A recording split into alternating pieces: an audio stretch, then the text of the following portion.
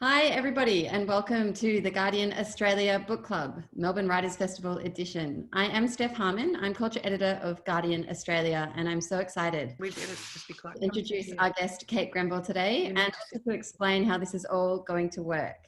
First up, I want to acknowledge that we are all on Indigenous land. I'm in my home on the Gadigal land of the Eora Nation, and I know you'll join me in paying respects to Indigenous elders, past, present and emerging, and recognising that this land was never ceded. First up, I just wanted to run through a few ground rules for those who haven't been at one of these excellent Zoom discussions before, which are hosted by our friends at Australia at Home. They are interactive chats. Don't worry, you're all muted for now, but if you turn your screen to gallery mode on the top right corner and turn your cameras on, you'll be able to get a sense of how many people have joined today's event. It's more than we've ever had before, so welcome. Second, if you open the chat on the bottom of the screen, you can type with everyone at the same time. Introduce yourselves, talk about what's going on in the discussion, keep the chat nice and inclusive. But most importantly, this is where you get the opportunity to ask a question or put forward a comment for discussion. We're going to be watching the chat, and if we see a question or comment that we like, one of our organisers is going to message you, asking if you'd like to ask it yourself on camera. Finally, we are live streaming this and we are recording for a video that's going to run on The Guardian, so please keep it nice. This is our third edition of Guardian Australia's Book Club, which is an event we launched in lockdown, mostly because we were missing books events so much. It's also great because it gives our favourite authors a chance to speak directly with their readers in lockdown, and we are so excited to be joined today by our guest, Kate Grenville. Kate is, of course, a luminary of Australian literature. As Michael Williams wrote in The Guardian recently, she's made telling stories about history her literary niche, with books like Joan Makes History, Dark Places, and her 2006 masterpiece, The Secret River. Her new book, A Room Made of Leaves, continues in this tradition, reimagining the life of Elizabeth MacArthur, who's the wife of Australian colonist John MacArthur, and tells that story through an old tin box of her memoirs that we're told have been discovered but have really been invented by the author. It's a dance between history and fiction, between facts and storytelling, and it's a fascinating jumping off point for what I'm sure will be a great discussion. So this discussion is being hosted, of course, by the wonderful Michael Williams, and I'll throw to them now. Thank you very much. Hello, everyone, and how excited I am to be here today with our guest, Kate Grenville. She is a national treasure, one of our finest authors, and that was a wonderful introduction from Steph. A big thank you also to Melbourne Writers Festival, who this event's happening in partnership with. Some of you may have had the chance to see Kate's extraordinary keynote address for that festival over the past week. It's a really terrific and characteristically insightful meditation on questions of truth and fiction and history, many of which I think we'll delve into today, but it's so nice to be here. A Room Made of Leaves is Kate's 9th novel. It's 10 years since her last novel. It's a novel 20 years and some 30-something drafts in the making. So it's there's been a bit of build-up to this. Kate, thank you so much for joining us today. Michael, it's absolutely wonderful to be with you and with everybody else. And look, I would just like to acknowledge that I'm on land of the Wurundjeri Wurrung people of the Kulin Nation, and I'd like to pay my respects to their elders, past and present. You know, stories have been told on this land for probably 60,000 years, and I'm honoured to be part of that tradition. In no small part, A Room Made of Leaves reflects on what happens when we erase those stories and when we place other stories on top of them. And the ways in which I mentioned in my introduction that this was a novel 20 years in the making. You first had the idea for a book about Elizabeth MacArthur when you were researching The Secret River, is that right?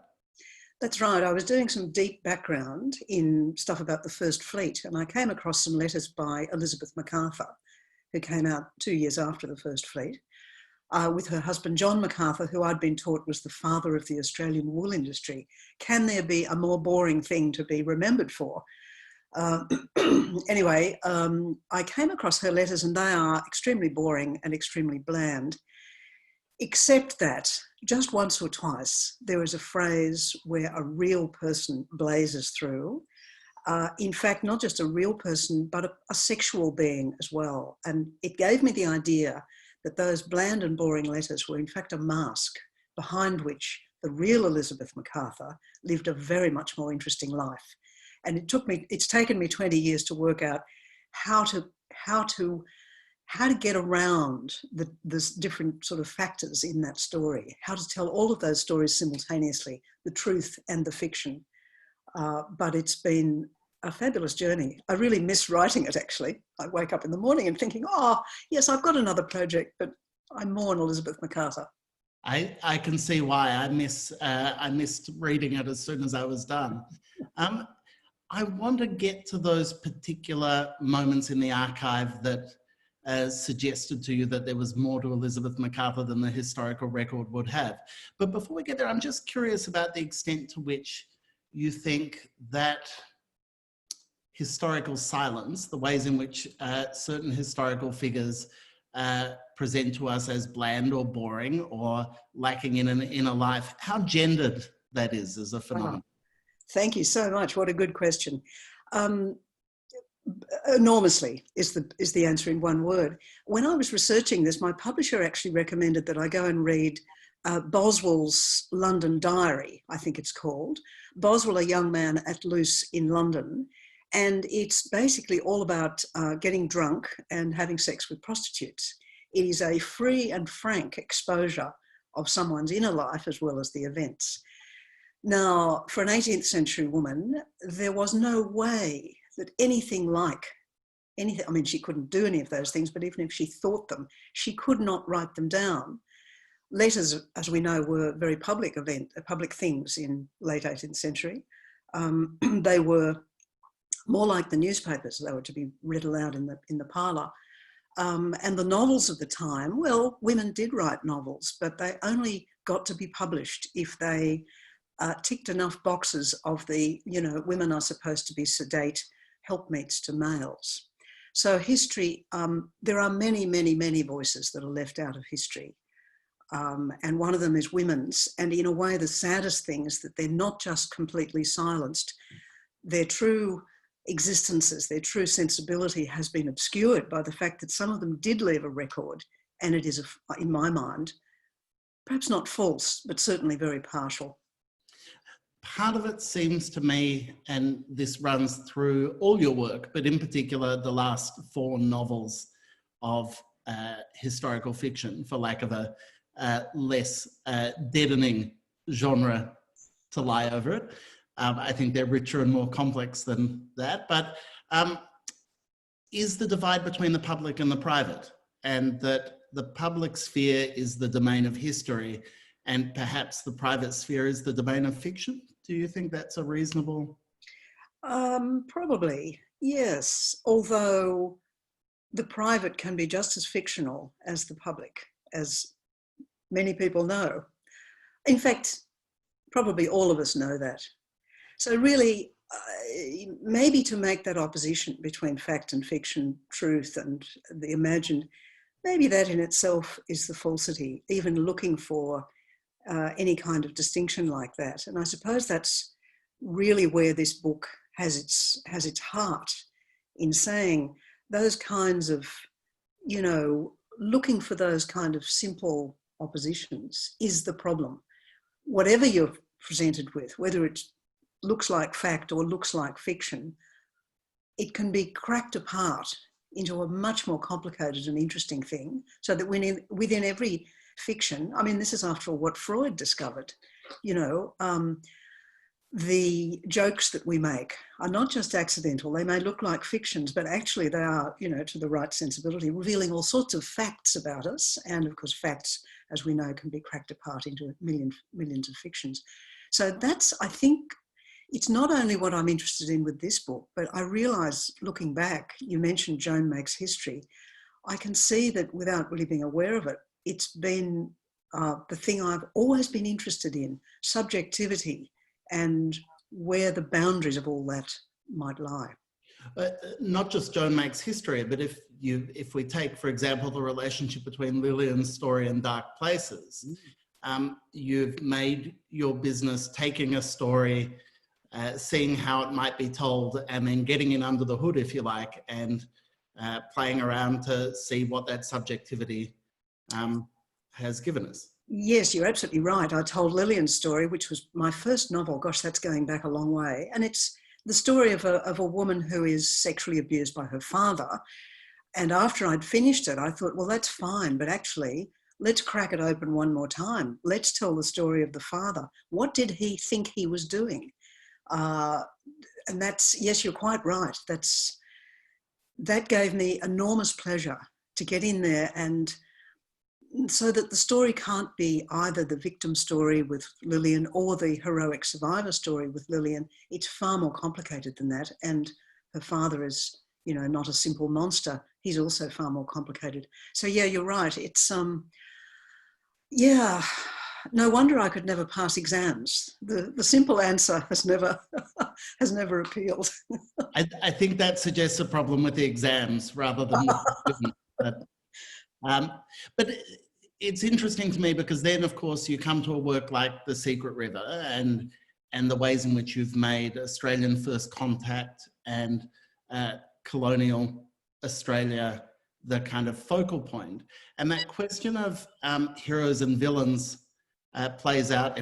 See, that's what I like from an author. It looked to me like you were being served a martini at that moment, which I think is utterly appropriate. I hope you were. If only. But when it's the overlay of the building of a nation and the telling of a national story, that tendency towards heroes and villains and triumphalism plays out in a very different way, I think.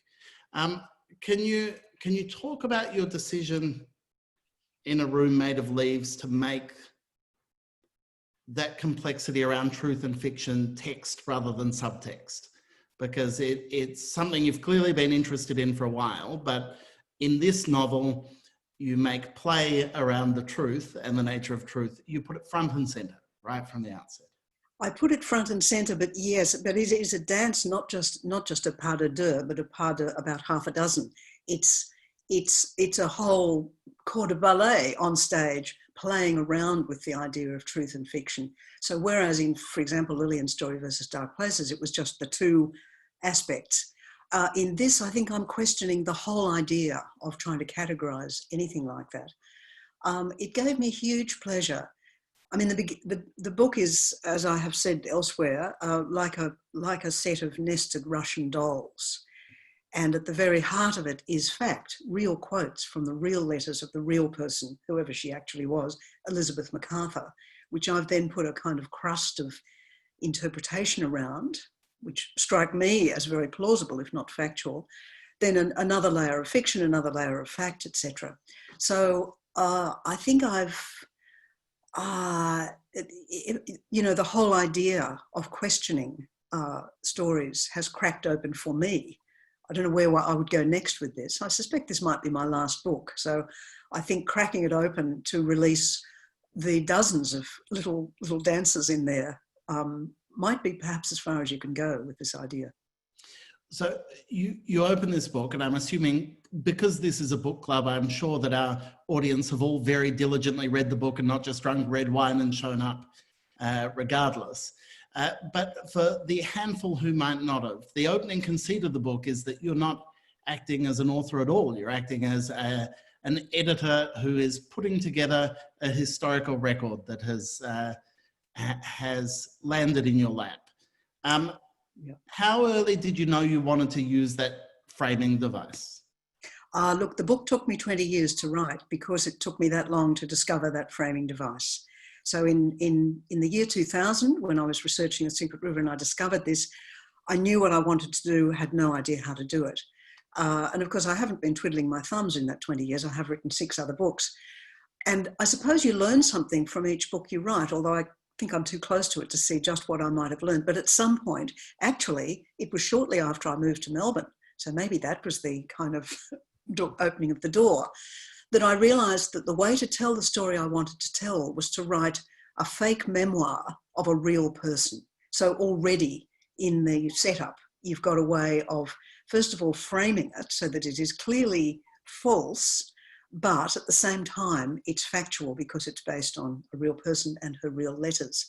And as you say, the introduction is a dripping with irony, a little sort of editor's note in which I say, how astonishing, I found somehow by magic these old long lost papers in the roof of an old house. And what do you know? They turned out to be the secret, long lost, somewhat scandalous memoirs of Elizabeth MacArthur, where instead of writing her bland and boring letters, she has poured out her heart in, kind of explosive little pellets of memory. How fabulous that it was me, but of course nothing to do with me. I just transcribed and edited it. So that was huge.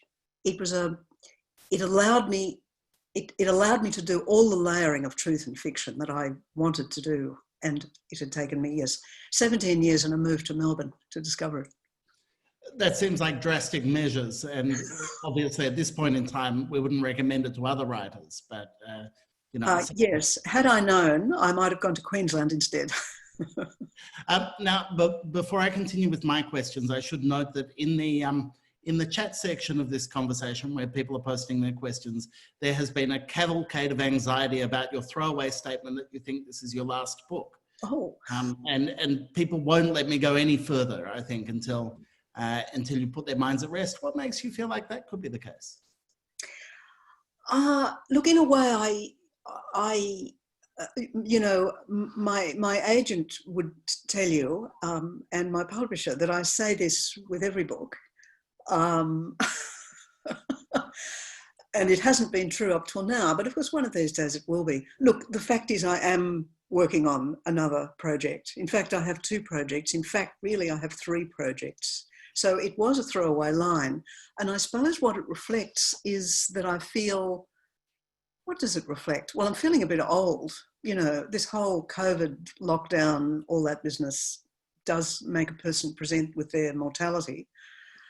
But also perhaps it means that I'm satisfied with that book. I feel that finally, at last, after 9 books, perhaps I have finally come closer than I ever have before to saying the deep thing that I want to say about, not just about stories and fiction, but somehow about life, that it has to be constantly cracked open. Complacency is the killer in every respect. So look, yes, it was a throwaway line. Don't hold me to it. That's good. Everyone seems rapidly reassured. 3 projects seems like enough to be going on with. I'm basically spending my time trying to work out what I'm having for dinner tonight. So 3 projects. So, Kate, I want to dig in a little deeper to the MacArthurs and to your historical heartthrob, William Dawes. Mm-hmm. But before I get to those 3, I'm interested in, I think more so even than the Lieutenant or Sarah Thornhill, this novel feels like a matched pair with The Secret River in many ways. Mm-hmm. Not least, and I don't want to spoil anything about the book, but there is a note towards the end of the novel of melancholy belonging in Australia, but an understanding of the cost of that belonging. That Elizabeth MacArthur, your Elizabeth MacArthur, like William Thornhill before her, has a palpable sense that she's at home, but also understands the great cost of that sense. And I'm curious to know how much that. I'm curious to know the relationship between this book and The Secret River in your mind. Yes, it's a very good question. Look, at the end of The Secret River, William Thornhill, who has attained his land, taken it by force from the Darug people, he sits on his balcony looking out with great melancholy at a landscape that he thinks is empty. In fact, it probably wasn't, but he thinks it's empty and he doesn't quite know what to do with that feeling. He's got what he wants, that is a home in Australia, which he loves. But at the same time, something is gnawing away at him and he doesn't quite know what it is. So he sits there and stares out at the bush, not a happy man. So what happens at the end of A Room Made of Leaves, of course, is that Elizabeth MacArthur, who is also an English person, born in Devon of farming, her father was a farmer. Over the years, she too has come to realise that Australia is now her home. It's the place she loves. It's the place when she dies, she wants her dust to become part of this place, not the place where her ancestors are from. And she takes it one step further than Thornhill, partly because she's been educated in a little bit of knowledge about the indigenous people that she's been displaced, unlike Thornhill, who didn't know very much. So she's prepared to say, I am here, this is my home, I'm not going anywhere, but I recognise that it is not mine. I love this place, but I've stolen it. And she's left with the question that I think possibly we white Australians are left with today, which is, what do we do once we've been prepared to actually look in the face what we did, that is steal the land? What do we do next? Now, Elizabeth MacArthur doesn't quite know. She says, I'm prepared to look it in the eye and admit what I've done. And she says, I know that that doesn't take away any of the sorrow and grief of it, but it's a first step without which you can't do anything else. And you know, you mentioned the phrase historical novel. I always resist that phrase, as I think you know. Historical novels have a kind of musty, dusty, over-researched feeling to my eye. I don't actually enjoy reading them. I think that I write books about the present that just happen to be set in the past, because to look at the past is a fabulous way of getting into the present, partly because it gets under the guard of readers who might resist things that you want to say if it was about today.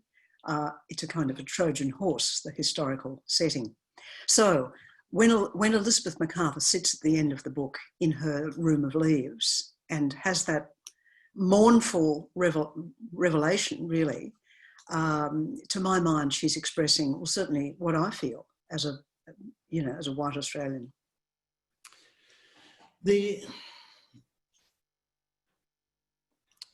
It's interesting to hear you talk about the historical components of the book as a kind of Trojan horse, because the kind of counterpoint to that is the care you take in historical verisimilitude, if you like. I remember very fondly the slush lamps of the Secret River, and the care that you went to make sure you got that detail correct. And it seems to me that each of these 4 colonial novels have embedded in them deep respect for the work of historians, and not a desire to try and replicate that work, but a desire to make sure that that work is integrated into what you're doing. How important is that to you? If it's just a Trojan horse, why are you so keen to get that just right? Yeah, that's a good question. I don't know, I think might be the short answer, but I know that I feel very passionately that I'm not going to knowingly distort or falsify what I know to be historical facts, which is very different from saying that the book is history. That's an argument that I've had many times before, and hopefully the world has moved on from that argument. By which I mean, to me, it's much more interesting to say, this is something that really happened, and yet it doesn't quite make sense. Now, if you're making something up out of whole cloth, an invention, the only thing that you can fall back on are kind of cliches and stereotypes and, you know, things that happened and so on. Whereas when you're actually coming to grips with the fact that the historical record is full of fascinating contradictions, things that don't add up, then you are forced to another stage of imagination, because you have to say, okay, I can't evade this. For example, in A Room Made of Leaves, there is no question that John MacArthur was an extremely unpleasant man. And from the record, it is fairly clear that he was unpleasant even as a very young man. And yet, Elizabeth MacArthur, who, in spite of her letters being boring, a very nice character does come through them. She's actually a very engaging personality. So the big question is, why did they marry? Now, there are 2 kind of facts which don't quite add up. And it leads you then to think, well, okay, I can't deny these. I can't walk around them. I can't invent another thing. I can't make him an angel because he wasn't. So let's find a way, as happens in life, of explaining the things that we simply don't understand about ourselves and our neighbours. So, you know, I was a student of history. It was an important part of my education, learning about history. And interestingly, the history lesson that I most remember, if I may take a moment to tell you this story, in high school, I had a fabulous history teacher. Thank you, Mrs. Towers. We were learning about the rise of Nazi Germany. And instead of giving us a textbook where we would kind of learn things, she gave us photocopied sheets of about half a dozen extracts from translated newspapers, German newspapers from about 1936. And she said, right, I want you all to look through these and work out from them what you think might have been happening, with all the biases inherent in each of those things. And I remember being very cranky because I wanted to just be told what happened. But of course, what she was doing was teaching in the most sophisticated way, true, honest historical method. Yes, so as you can tell by the length of that answer, this is something of a passion. You know, Michael Ondaatje says that every novelist is at heart secretly wanted to be an archaeologist. And I think he could probably say historian as well. And I think he's right about that. I might ask you now to expand on something we touched upon before, which is the glimpses in the historical record of a richer, deeper Elizabeth MacArthur, and in particular her blush. Okay. The blush. In those letters that I read back in the year 2000, in among the wastes of dullness and correctness, there were just 5 words that told me that there was a book there. Isn't that amazing? 5 words really gave rise to this book. She'd asked for some lessons in astronomy from William Dawes, who was the astronomer who came with the first fleet. And he gave them to her, but, you know, astronomy is pretty hard stuff. And she writes to a friend, I had the lessons from Mr. Dawes, but I mistook my abilities and I blush at my error. Now, that word blush, in the context of her otherwise bloodless, very impersonal letters, leapt off the page like a flame. It was a blaze of eroticism, basically. I mean, when do we blush? We blush when we're kind of emotionally and perhaps sexually engaged with something. That's when we blush. So she was revealing, I suppose without intending to, something more than just, you know, the humiliation of not understanding about astronomy. I thought, aha, she has the hots for William Dawes. As simple as that.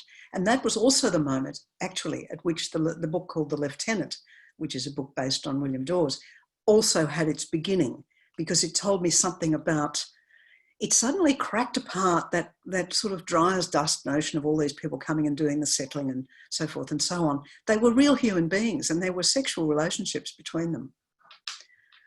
I was thrilled to see you return to William Dawes, because he's clearly a historical figure who sparks a lot of imaginative empathy in you, in The Lieutenant, and then again here.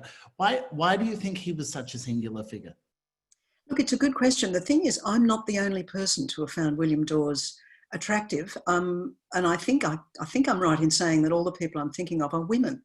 So, you know, there is something about William Dawes, even though, I mean, his own writings are pretty starchy. I mean, they're mostly about astronomy, except, of course, his language notebooks. He was one of the very few people in those early days who had enough respect for the indigenous people around him, the Gadigal and Wangal people, to want to not just learn a list of vocabulary so that they could demand things, but to actually understand the inner life of the language, to learn its grammar so that he could have a proper conversation. And his notebooks, of course, record those conversations very, very often with a young woman called Pachigurang, who I think was about 12. It was not a sexual relationship, I don't think. And they seem to have had a very playful, mutually curious and mutually respectful relationship. And I think it might be that fascinates so many of us about William Dawes. Who was this man who was he was a soldier. He was part of the machinery of brutal military colonisation of this country. And yet something in him, some spark burned that he could overcome all that and do all this other stuff.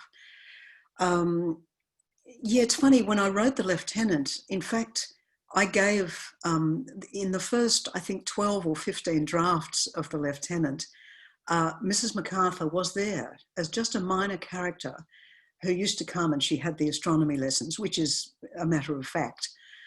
She had the astronomy lessons, and it was very clear that she was very interested in Mr. Dawes, but Mr. Dawes, of course, was not interested in her because he had his little bit on the side, as most of the officers did, in the form of a woman called Mrs. Brown.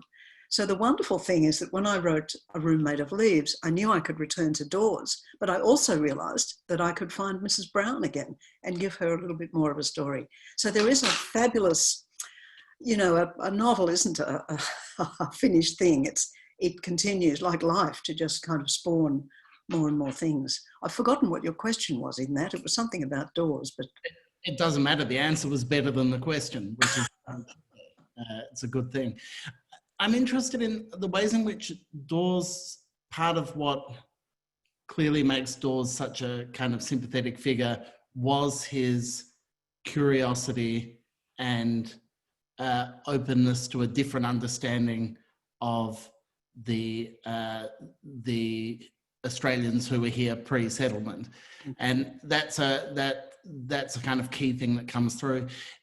Is there part of you in writing these histories that's anxious about, you know, we talked about the absences and silences in stories that are gendered, but obviously in a colonial history, part of the act of genocide and displacement is at a level of story as well as at a far more literal level. And you have Elizabeth reflect on that very movingly at the end of the book. But I'm curious about, for you as a novelist, how did you feel about writing Aboriginal characters, finding ways to give voice to their story in a way that you felt like the right person to do it?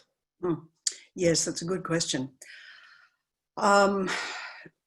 You know, I didn't finish an answer that you asked some time ago about the Secret River, about the Secret River had looked at the problem of white people displacing the original owners. What this book really talks about is not the displacement, but the stories about the displacement. So I have a long scene in this book where Elizabeth MacArthur is told a story by her husband about a particular event concerning an Aboriginal attack on Parramatta. And she doesn't believe it. And she realises that the greatest, almost a greater wrong to do to any set of people is to remove their stories, to silence their stories. Not even just to silence their stories, because that leaves a gap in the record, to replace one story with another. So it's now unknown that there was ever a story there. Sorry, just remind me where your question... You have the wonderful line, not just the turning off from their lands and the damage to their old ways, not just the cruelties inflicted, not just the deaths. Behind all that is another fundamental violence, the replacement of the true history by a false one, which I think is as powerful an account of, you know, the cost of dispossession as I remember reading. Yes, thank you. That really is the heart of the book. That sentence is somebody said every book, every novel is written to conceal a sentence within it. And I think that is the one that I groped for 20 years to get to. But your question, I now remember, was about how I felt that I had the right to write about and put in Aboriginal characters and give them dialogue, which I had not done in The Secret River. I had in many early drafts of The Secret River, but by the time the book was published, I realised that there was no way that I could feel comfortable. I hadn't found a way of feeling comfortable about it that wasn't patronising, appropriating, all the many things that a non-Indigenous person can do, the crimes that you can commit, really, to, you know, we not only stole their land, now we're going to steal their stories and steal their kind of appropriate their sensibilities. So I wasn't going to do that in The Secret River. But in this book, there were a few moments where I felt that I could, and it really came out of what William Dawes did, because in The Lieutenant, of course, in his notebooks, he wrote down entire conversations between him and his language informants. And they were the conversations that I could use verbatim in The Lieutenant, knowing that I felt that that was okay. He had written them down, he'd heard them and written them down. I could then, as long as I didn't change them, use them verbatim. And I did, of course, talk to the Alan Madden at the Metropolitan Land Council about that. And he said, yes, let them know we had a language. So with this book, I felt emboldened to go a little further. And also I thought, I can't tell the story I want to tell without taking this risk. So I drew then on my very slight knowledge of indigenous, particularly indigenous women. I have had the privilege of going to a few remote Aboriginal communities, just a couple for a very short time, but my overwhelming feeling there was that the women in particular were not only extremely shrewd, but were laughing at me and the other white people a great deal of the time because of our clumsiness and ignorance and general kind of hopelessness. So I felt that that little tiny ghost of experience could carry me through writing what I just felt that I had to give those people, the Aboriginal women who came to talk to Dawes, a real living presence in the book. I think you do so. You do so beautifully. I mean, it's part of what makes conversations about artificial lines between fact and fiction seem so unnecessary and so reductive. I think is that the power of this book, leaving aside the fact that it is an absolutely wonderful and pleasurable read, but the power of this book is that thing of its humanity and its imaginative empathy, and that's not strictly a historical exercise, and so it seems kind of neither here nor there whether it's the historical record or not. Yes, you're absolutely right about that. I think it's my own personal kind of hang-up that I feel I want to, and also because, as I think I said, nothing that you can invent is as interesting as the things that actually really happened. They're always more interesting and they always lead you to more interesting things. But yes, I think every writer has to come to their own sort of place of comfort, writing about history, writing about people who are not themselves, you know, the danger of appropriating and blundering into something where you don't know enough about it to write about it. We all have to find a different spot there. And that's fine, because no reader is ever obliged to read a book if you don't like it, as I quite often find myself doing. You can fling it across the room. Sorry? Are you a flinger? Do you fling them? Oh, I do. I do fling. Yes, I do fling. What's the heaviest? No, I won't ask that. You can't name names. It's I could name names, but perhaps I won't. We have a question from Marg Darcy Hannah. Marg, are you there? Yes, I'm here, Michael. My question was about really what you've been talking about, which isn't fact and fiction always dependent on the writer's perspective? And aren't we all very good at reinventing our own history in a way that suits us? That is so true. What a good question. And what a beautiful room made of leaves you appear to be in there. Absolutely. Look, absolutely. It's why there's never one history of anything, you know, the history of something or other. There can only be a history of something. And the more histories, the better, because none of them will be truthful. Even all of them together probably won't be truthful, but all of them simply open up something which is a bit like science. It's just a question that has to go on being asked. And every new generation has to ask it in their own way. And every new generation also opens up histories that were never thought to be asked before. I mean, until in my childhood, to ask for the indigenous history of Australia to be told was kind of unthinkable. And now people are, you know, telling the history of animals and so on. So it's like, how fabulous, like life itself, it just grows and grows. your overwhelming interest in the present and your use of the past as a Trojan horse to tell that story means that there is a risk that there will be readings of your books that politicize them. You know, that you make the point, and your fictional Elizabeth MacArthur makes the point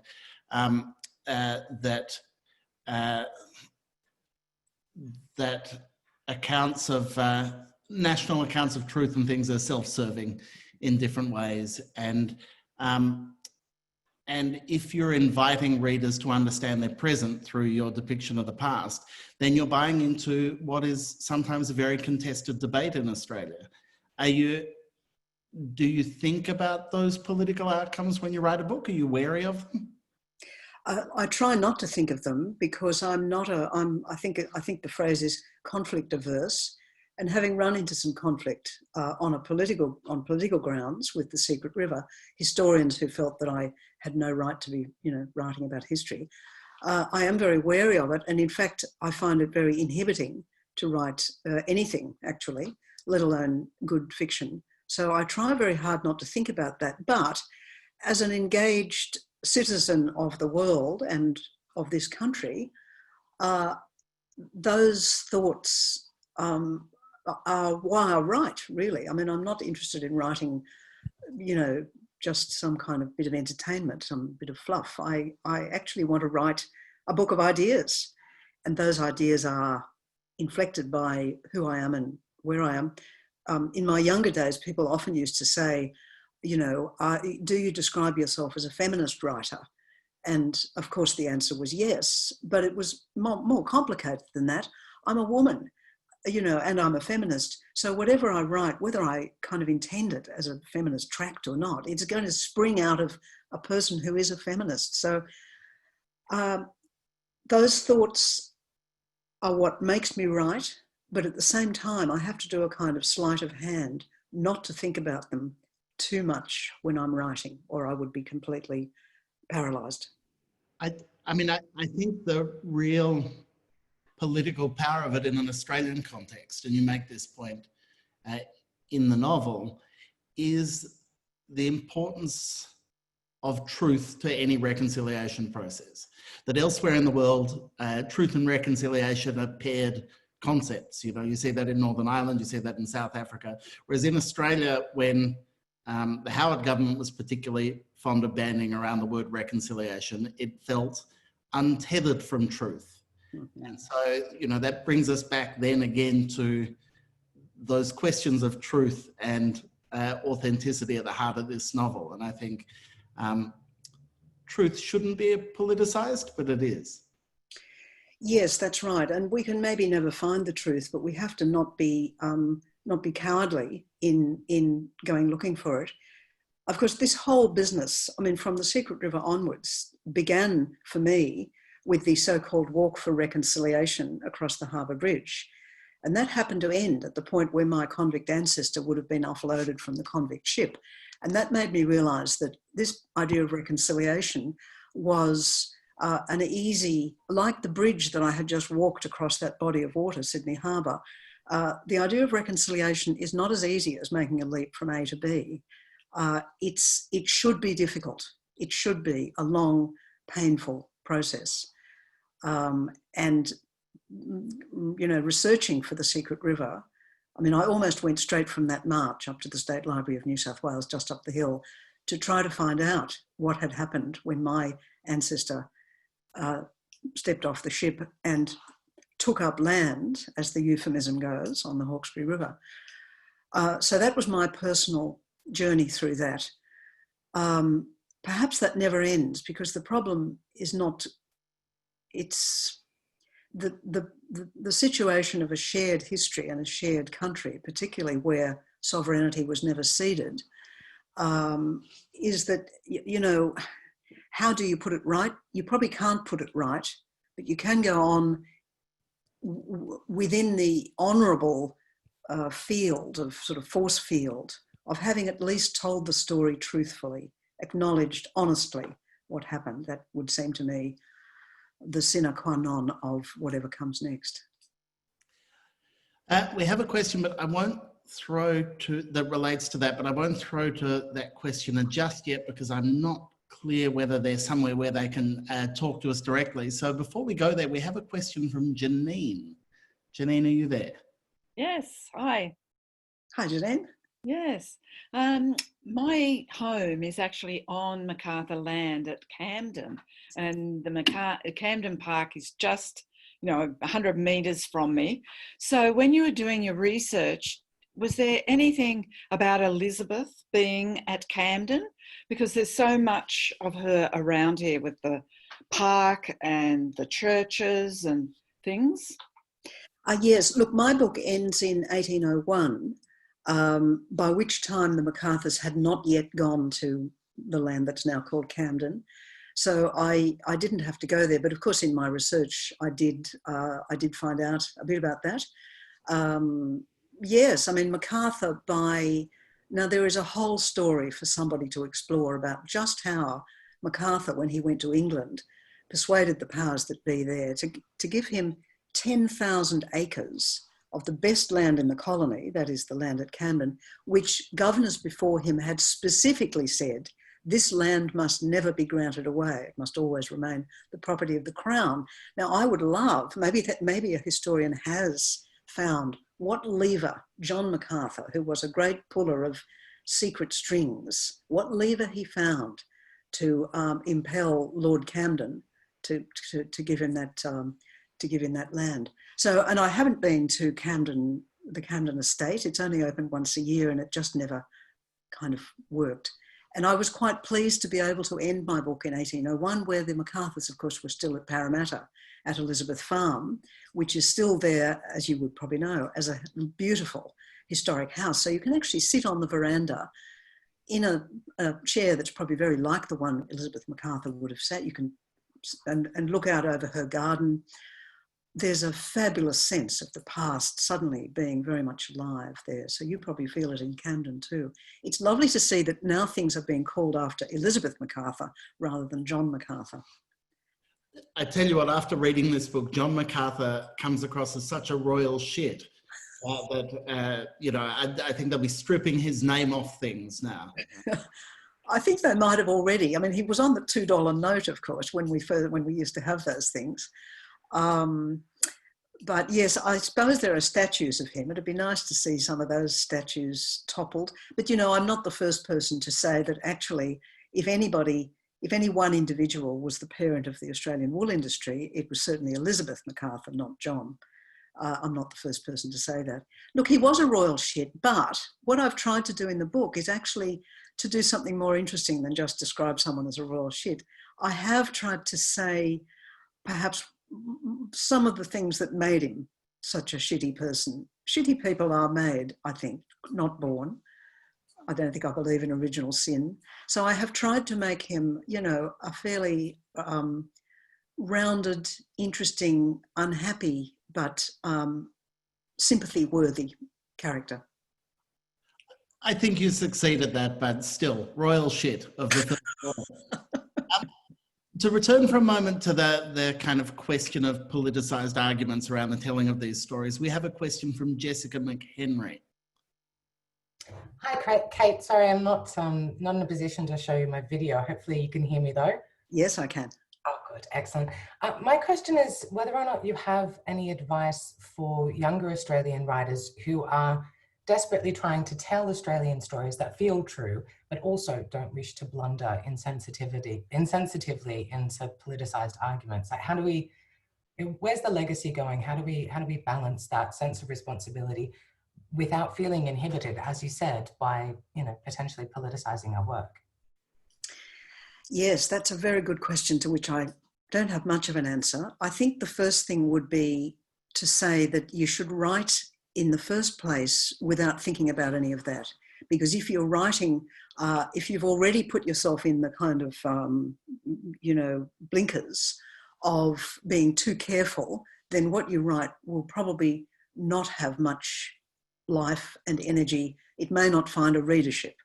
And the bottom line with a piece of writing is that whatever you're trying to do in it, you want someone to read it.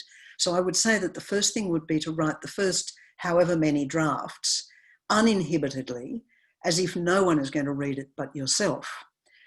But then to sit down and Stephen King says this, he says you should write the first draft with the door closed, meaning keep the world out, and only after, you know, the first few drafts, then open the door and invite the world in. And that seems to me fabulous advice. And if Stephen King says it, I think it must be true. So at a certain point where you feel you've written the thing for yourself, to then think very seriously, having done all the homework you can about whatever event it is that you're describing, as much homework about the politics. I mean, it's the least, it's the beginning of respect to educate oneself as much as possible. And then to reach out and, if you can, find the, you know, appropriate people to make sure that in your own cultural blindness, by which I mean my own cultural blindness, you haven't blundered into something all unawares. So with The Secret River, and in fact with all these books, I have approached Aboriginal groups and not asked them to kind of give a stamp of approval or anything like that, but as a mark of respect to say, look, here is the book, here it is, over to you, you know. And I think perhaps that's, well, look, it's what I've done. So it's tricky, but the fact that you're aware of it is probably, the battle is halfway beaten. The other thing is, of course, that we are living in a fabulous time when non-Indigenous writers are now telling those stories, in many cases actually paralleling the ones we're told. For example, you know, The Secret River is about my great-great-great-grandfather Solomon Wiseman on the Hawkesbury River. Well, a Darug, which was Darugland, is Darugland, a Darug woman has just written a book, Julia Jansen has just written a book, in which Solomon Wiseman appears as a minor character. So this is fabulous. It's like, you know, we no longer, it's not up to us to tell those stories. They are being told by the people they truly belong to. James Vickers has a question that follows on from where Jessica was asking more about younger Australian writers. James has a question about younger readers for you. James? Hi there, everyone. Can you hear me? Yes. Hi, Kate. We've met before once or twice, but the question I have following on from you've grasped history in a way, and the stories of history that you've talked about. But I think one of the things I'd love to see is a way of reaching younger readers. Do you have you ever thought about writing young adult fiction in a way that, so to kind of reach out with some of these stories, some of these ideas to young people in a way that's more direct than asking them perhaps to read at a more adult level? Well, look, I have thought about it and I have even tried, but I can't do it. I have certain things that I can do as a writer and certain things that I can't. So I'll have to leave that to somebody else. But I also do feel, and I'm probably going to step on some toes here, I wonder about the whole category of thing called young adult fiction. I think perhaps we underestimate a lot of young people's, I mean, I'm not talking about children here, I'm talking about young adult, which is, I guess, teenagers, isn't it? Underestimate the ability of those young people to engage with what we think of as adult fiction. Look, I can only draw on my own experience, which is that there was no such thing as young adult fiction when I was a child. So you moved straight from Swallows and Amazons, basically, and Biggles. You went straight to, in my case, what was on my parents' bookshelves, things like The Tree of Man, for example, or Riders in the Chariot, I remember. Now, I only understood about half of Riders in the Chariot, probably much less, actually, but that didn't matter. It left an indelible, powerful impression on me. I didn't have to understand everything about it to realise that there was a huge world there, both of beautiful language, but also puzzling, interesting, complicated ideas that I that I knew that I would gradually begin to understand more. So I probably shouldn't have said this, because I know there are many fabulous young adult books. In fact, I'm just thinking of some even as I say that. But the fact that I read that, I mean, John Marsden is the one that leaps to mind. I love reading his books too. So does that make them young adult fiction, or does it just make them good fiction? Look, Kate, you've equally expressed skepticism about historical fiction, so maybe you're just not a fan of genre pigeonholes. That's absolutely true. Yes, you're right. The fluidity. We had a question in the chat from Christina Hoffman, who wanted to know, with books in the works over years and projects running simultaneously, what does your daily routine look like, Kate, if you cultivate? Daily routine. Well, you know, I have 2 children, and very much a large part of my writing life, they were young children at school. So I developed a routine that is very helpful, which is that, you know, my writing day started when I'd taken them to school, and it ended when I had to pick them up. And that was a very good, even after that no longer became necessary, I wasn't still waiting for them at the school gate when they were doing their HSC. It became a terrific thing, because it meant that you didn't wait for inspiration. You just sat down at 9 o'clock, and in a way it was a job of work.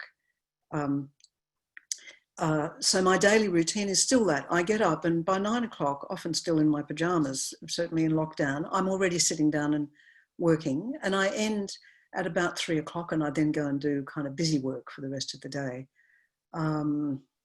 Research is always fun. And before the great COVID struck, one of the best bits of writing was hopping in the car and just going somewhere without any very clear idea of what I wanted, just mooching around a place where something had happened, taking photographs, of course, but also sketching. I can't sketch for nuts, but if you've sketched a place, if you've sat down for half an hour with a pencil and paper, you have a relationship to that place that is like no other relationship I know. And you can then draw on that to write about it. Does that answer the question? I write, my first drafts are usually written by hand, which makes me a bit of a dinosaur, but I love writing by hand because not only is it slow, and my mind doesn't work particularly quickly, my imagination takes a while. So the slowness of handwriting suits me. But the other wonderful thing about handwriting is it's very private. There is no question that a handwritten document is for your own eyes.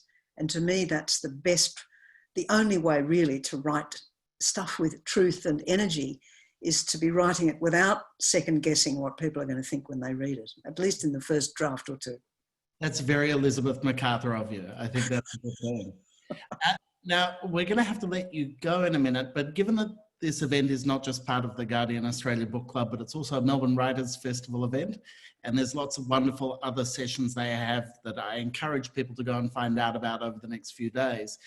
But I thought we should end on a book recommendation from you, things that you have read and loved lately. Do you have a hot tip?